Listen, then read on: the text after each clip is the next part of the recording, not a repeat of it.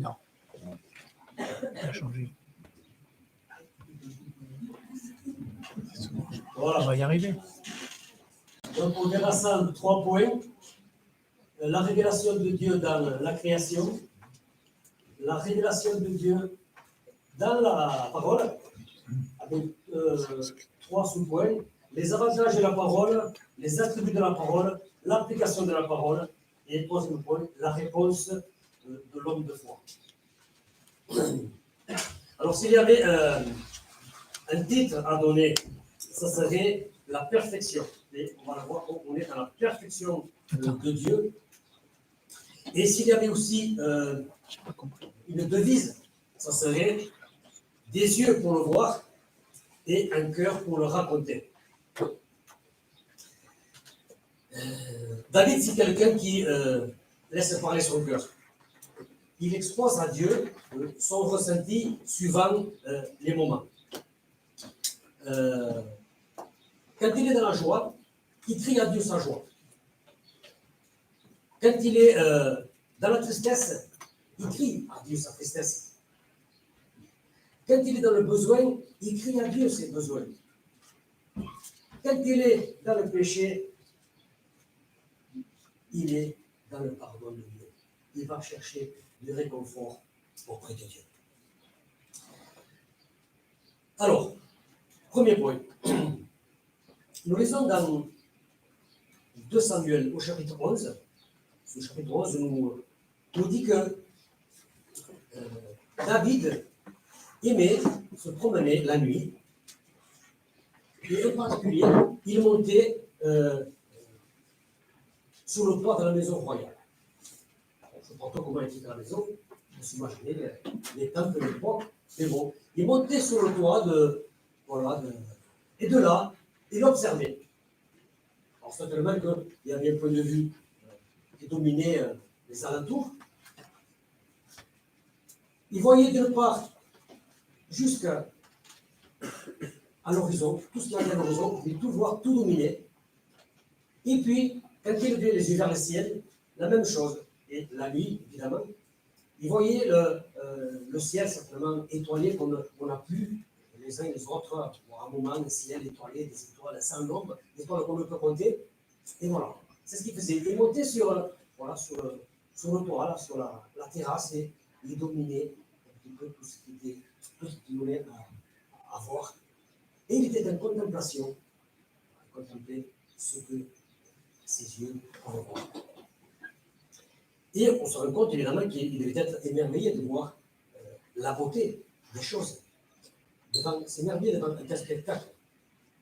Et comme c'était un observateur, un contemplateur, un adorateur, il a pu composer ce psaume. Alors, ce psaume nous dit au verset 2, « Les cieux racontent la gloire de Dieu et l'étendue manifeste l'œuvre de ses mains. » Donc, il y a 2 choses. La gloire et puis les hommes. L'univers témoigne du Créateur et affiche la gloire de Dieu. Nous allons voir 3 images. Donc, la première image, voilà. C'est un petit peu flou, parce qu'il y a trop de lumière, mais ce n'est pas grave. Donc, ici, dans cette image, nous avons la Voie lactée. La Voie lactée, c'est notre galaxie. Et nous voyons que dans cette galaxie, un jaune, il y a un petit point. Marquez, vous êtes ici. Voilà. Ça, le petit point, représente notre système solaire. C'est-à-dire le Soleil et les planètes que nous connaissons, la Lune, Mars, voilà. Notre système solaire. C'est le petit point. Et sur le côté, on a, parce que vous arrivez à lire, c'est la dimension de la galaxie, 100 000 années-lumière. Ça vous dirait. Qu'est-ce que c'est qu'une année-lumière? Deuxième image.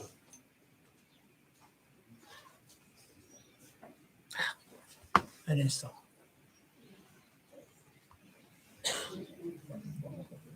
Voilà. C'est quoi une année-lumière? L'année-lumière, c'est la distance que parcourt la lumière en un an.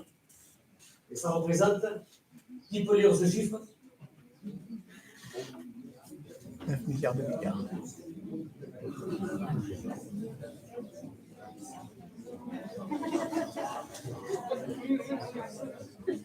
Alors, si on arrondit, c'est 9500 milliards de kilomètres. D'accord? 9000, c'est la distance. Hein? Voilà, c'est ça, une année-lumière. C'est la distance que parcourt la lumière en une année. Ça représente aussi une vitesse.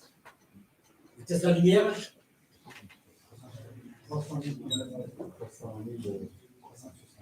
000 km à la seconde.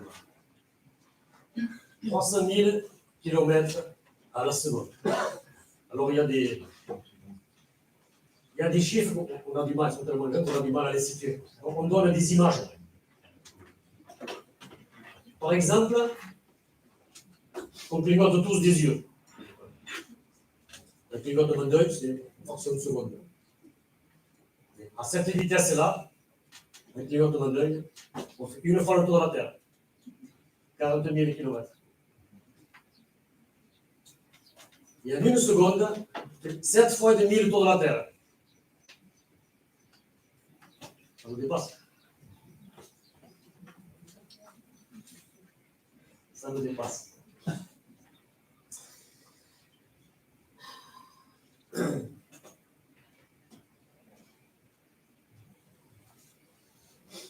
Je vois deux Mathias. Il n'y a pas de plus. Pour le Mathias, on se voit là. On peut se parler aussi. Parce qu'on n'est pas loin. Et le son va très vite. La lumière va très vite aussi. Parce qu'on est très proche. Mais imaginons que Mathias, il habite à une année-lumière. Et comme il ne s'en pas, il milite chez lui. Toi, tu viens. Tu arrives. Et pour aller le voir, il faut que je voyage à 300 000 km à la seconde pendant un an.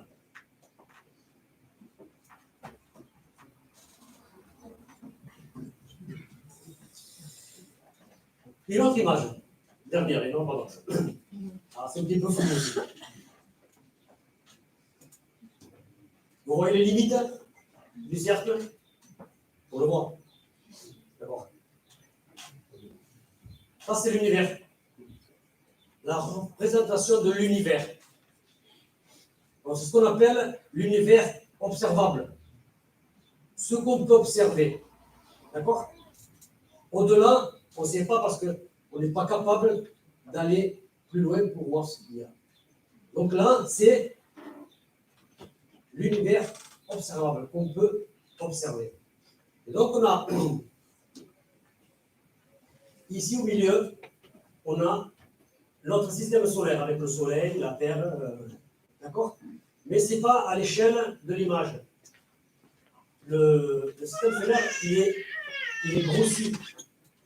Parce que si vous voulez, tout le petit point là, ce sont des galaxies.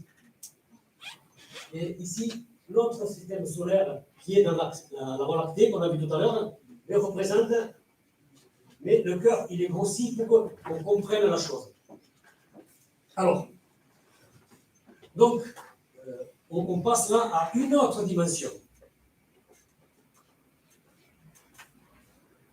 Si on voulait partir donc, du centre de la Terre, et qu'on voulait partir à droite, à gauche, vers en haut ou vers en bas, partant du centre, donc le rayon. Le rayon,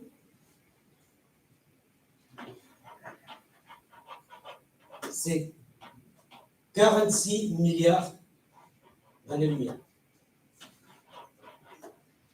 Si on part du centre, de l'univers observable et qu'on aille jusqu'au bout, c'est 46 milliards d'années-lumière. Donc ça, c'est qui est observable. Mais peut-être que, mais certes, il grossit, il va aller, je pense, au mur. Peut-être même plus loin, jusqu'à la prison, pourquoi pas. Le petit cercle là. Pourquoi pas. Ou peut-être même bien plus loin. Peut-être qu'il irait, je pense, jusqu'à la maison.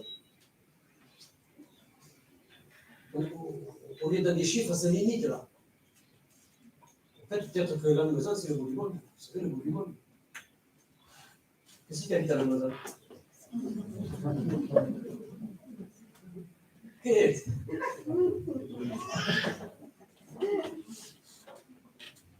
Est-ce que quand tu ouvres ta fenêtre, tu vois le bout du monde? Non? Non? C'est plus loin encore.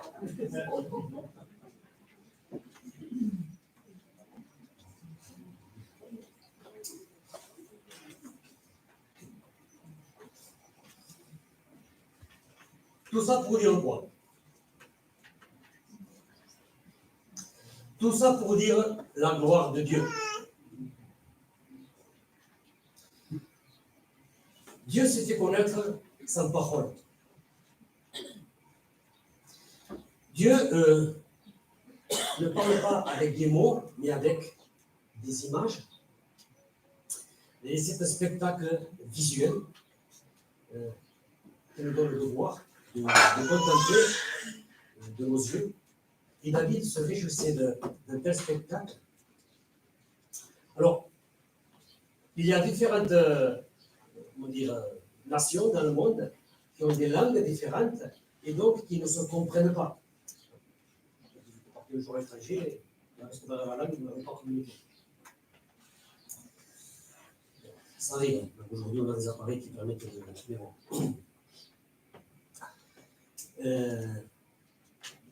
mais bon. Comment dire, la création parle une langue universelle, d'accord, intelligible.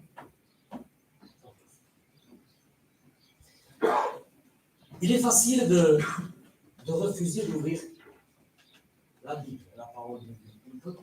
Ça ne m'intéresse pas. J'ouvre pas. Il est facile de fuir la prédication de la parole. Je ne vais pas, ça ne m'intéresse pas. Mais il est impossible de fuir le témoignage des œuvres de Dieu dans la création. C'est un livre ouvert en permanence devant nos yeux. Et l'apôtre Paul nous met en garde. Dans Romains, au chapitre 1er, verset 18, il nous est dit ceci. La colère de Dieu se révèle du ciel contre toute impiété et toute injustice des hommes qui retiennent injustement la vérité captive. Car ce qu'on peut connaître de Dieu est manifeste pour eux. Dieu le leur a fait connaître. En effet, les perfections invisibles de Dieu se voient comme à l'œil nu depuis la création du monde quand on les considère dans ses ouvrages. Ils sont donc inexcusables, car ayant connu Dieu, ils n'ont point glorifié comme Dieu et ne lui ont point rendu grâce. Mais ils sont égarés dans leurs pensées et leur cœur sans intelligence a été plongé dans les ténèbres.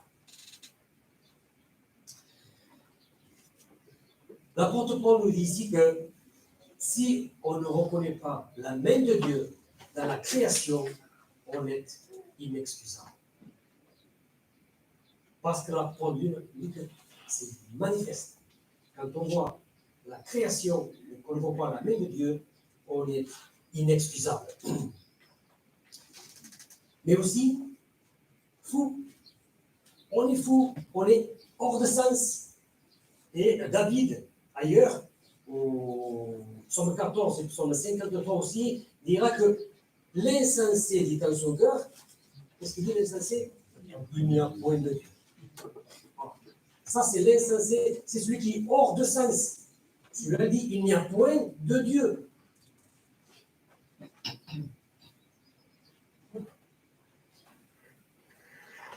Il n'y a point de Dieu. Mais nous sommes dans le bon sens. Dieu nous a donné du sens. Il nous permet quoi? Il nous permet de voir, de contempler et de confesser la gloire de Dieu dans la création.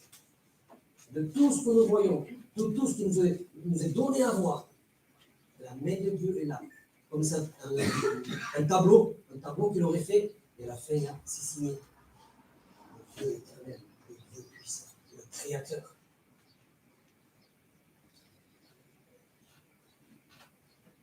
Rien que le fait que la chose existe, c'est grave. Mais le fait que tout est en mouvement, c'est encore plus grave. Et tout est en mouvement dans des cycles sans fin. On a dit qu'un jour instruit un autre jour. Une nuit donne naissance à une autre nuit.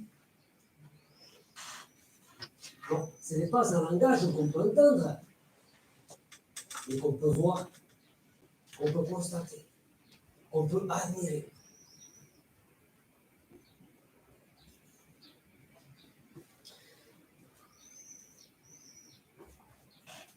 Ce langage silencieux parvient jusqu'aux extrémités du monde. Et personne n'y échappe, tel le soleil ici, le soleil qui est cité dans ce passage, le soleil qui s'élève à une extrémité des cieux, qui va jusqu'à l'autre extrémité des cieux. Et le texte nous dit que rien ne se dérobe à sa chaleur.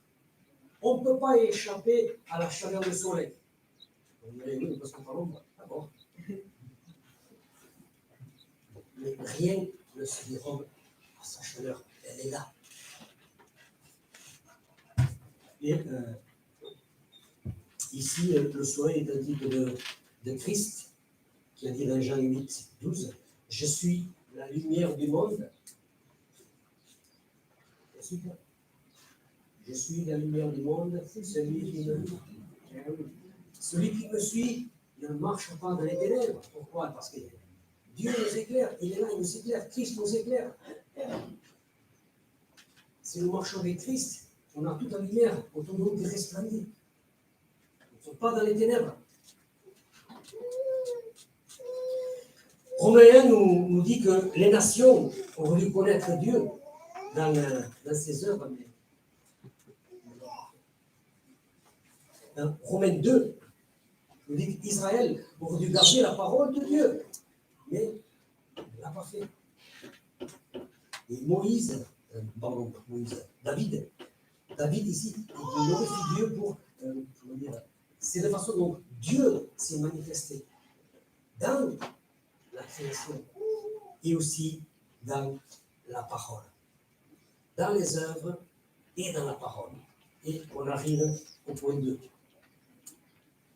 Et nous allons lire du verset 8 au verset 11.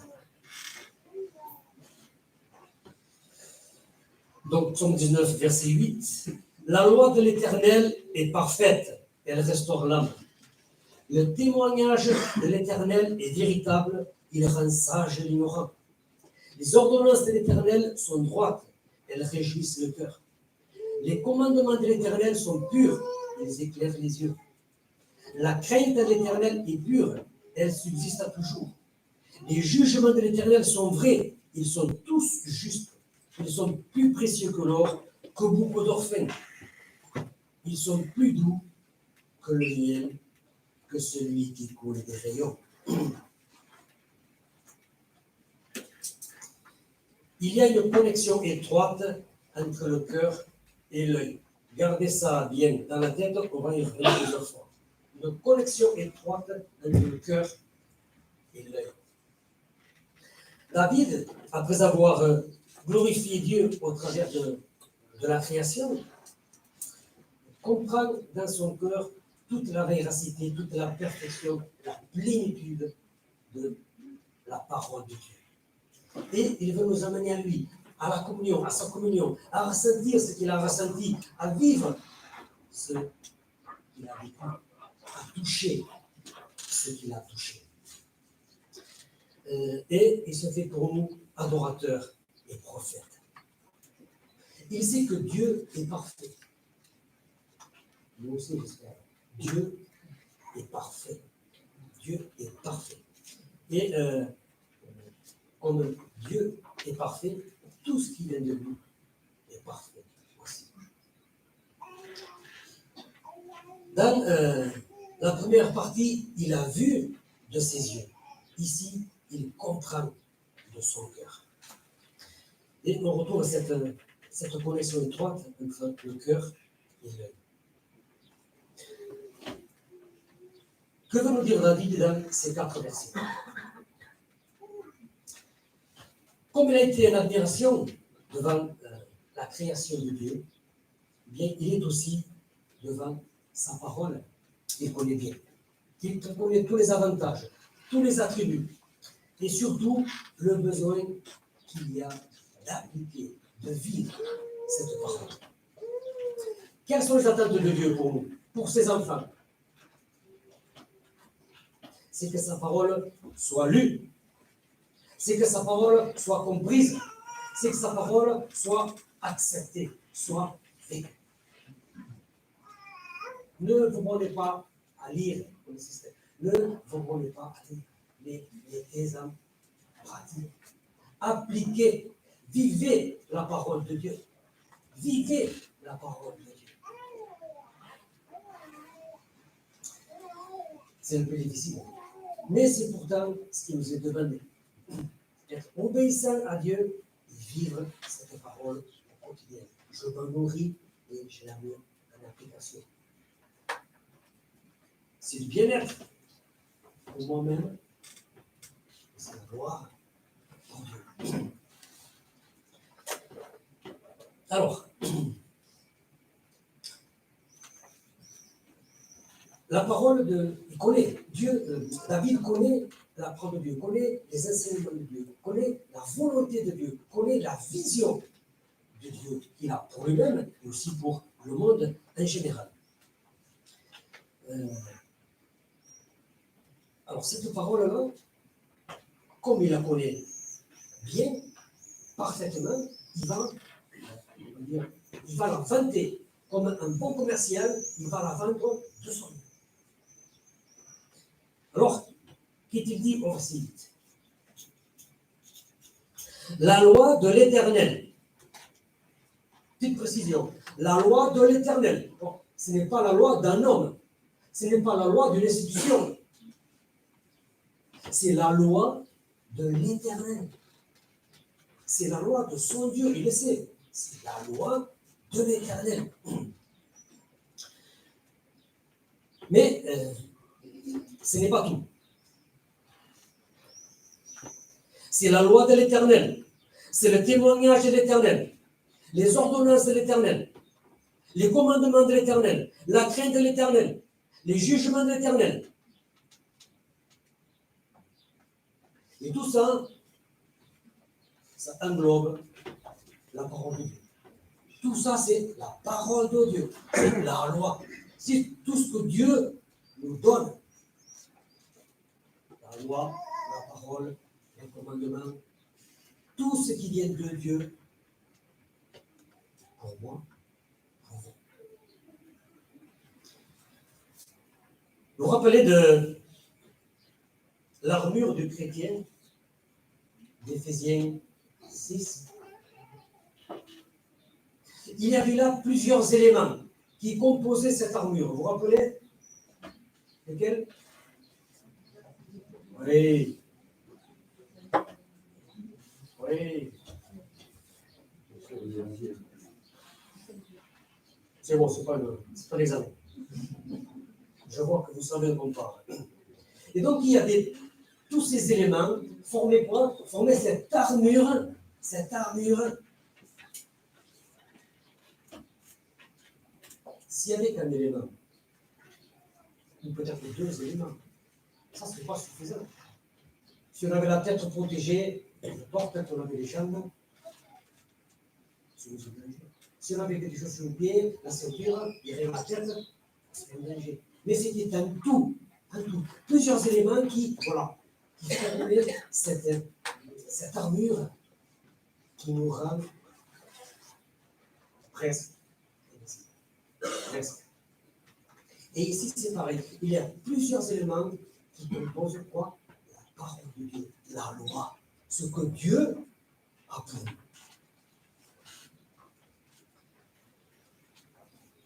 Et cette parole, entre nos mains, devient une arme redoutable. Et cette arme nous est décrite dans Hébreux 4:12 et qui dit: car la parole de Dieu est vivante, efficace, plus tranchante qu'une épée quelconque à deux tranchants, pénétrante jusqu'à partager âme et esprit, jointures et moelle. Elle juge les sentiments et les pensées du cœur. En quoi est-elle redoutable, cette parole? Dans tous ses attributs. On a lu, on relit, c'est pas grave. La loi de l'Éternel, donc elle est parfaite, on l'a lu, et elle restaure l'âme. Le témoignage rend sage l'ignorant. Les ordonnances réjouissent le cœur. La crainte subsiste à toujours. Les jugements sont tous justes, précieux, plus précieux que l'or, plus doux que le miel, celui qui coule des rayons. Tout est perfection. Tout est perfection. Vous vous rappelez de l'épisode d'Ézéchiel quand le Seigneur lui fait manger le rouleau? Ça vous parle? Le rouleau, la parole de la loi. Dieu demande à Ézéchiel de manger le rouleau. Et qu'est-ce qu'il fait? Il mange le rouleau. Et qu'est-ce qu'il dit?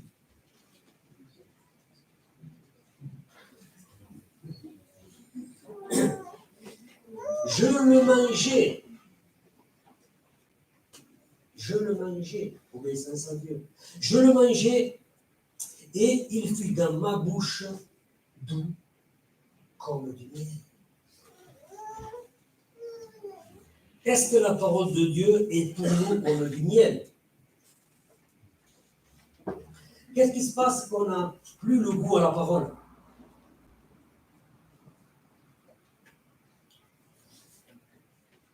On a tapé le Covid.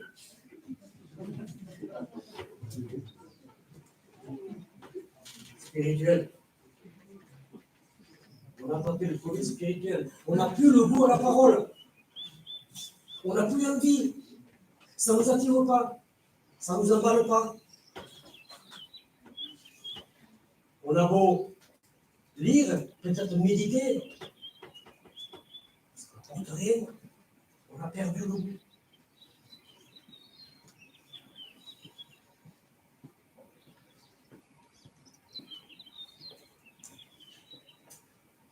Il vous est certainement arrivé, une fois, d'avoir une poussière dans l'œil. C'est très gênant. On frotte. On se frotte, et c'est pire, il ne faut pas frotter. Et c'est le réflexe, on frotte. Et puis l'œil commence à pleurer. Et puis la vision se trouble. Et puis on voit flou. Et plus rien ne va. C'est ça, non? C'est ça, c'est ça.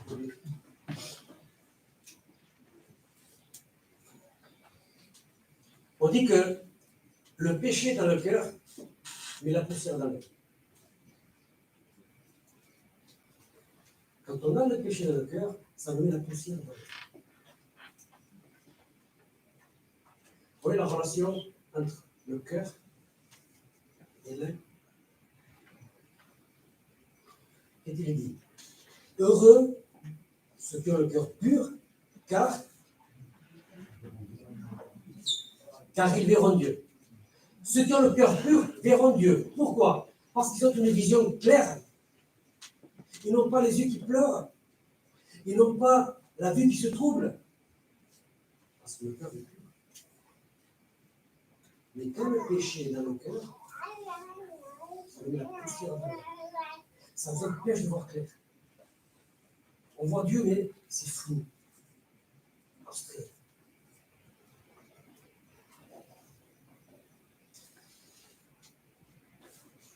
Cette connexion, Dieu, il la réclame. Entre le cœur et l'œil. Mais il faut que le cœur soit pur. Heureux ceux qui ont le cœur pur, car il est verront Dieu. Il me reste 2 minutes. C'est comme ça. Verset 12. Ton serviteur aussi en reçoit instruction. Pour qu'ils observent, la récompense est grande. Qui connaît ses égarements? Pardonne-moi ce que j'ignore. Préserve aussi ton serviteur des orgueilleux, qu'il ne domine point sur moi. Alors je serai intègre, innocent de le grand péché. David s'applique lui-même ses préceptes. Il dit, ton serviteur aussi en reçoit instruction. Par le premier. C'est la parole de Dieu. Lui, il a une instruction. Il reconnaît que la parole est bonne. Voilà. Il veut, c'est la propre la vivre. Et il est conscient que celui qui ne garde pas la parole de Dieu est en danger. Mais dans le texte là, il dit aussi, pour celui qui la garde, la récompense est grande. Pour celui qui garde la parole de Dieu, la récompense est grande. La parole de Dieu est d'abord pour moi. Quand je la lis, elle est pour moi. Quand j'ouvre la parole de Dieu, Dieu me parle à moi. Dieu est en train de me parler à quelqu'un d'autre. Peut-être que parfois, on lit la parole de Dieu et puis, c'est pas pour nous, c'est pour l'autre.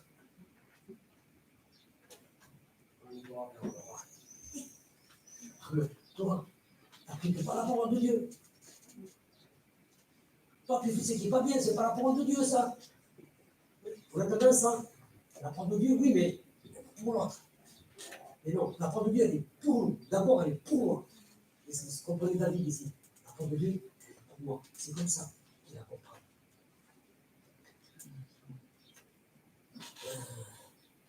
Alors, il y a un terme très important ici. Alors, je serai intègre. C'est ce qu'il demande. Je serai intègre. Dans toutes les voies. Je serai intègre. C'est ça, le cœur pur. Le cœur qui aime Dieu, le cœur qui lit, qui comprend, qui vit la parole de Dieu. C'est ça. Intègre. Sans faillir devant l'Éternel. Je termine rapidement. Dieu nous a communiqué, nous a montré la perfection au travers de la création de tout ce qu'on a autour de nous, tout ce qu'on contemple, mais aussi au travers de sa parole, dans sa parole, la perfection de sa parole.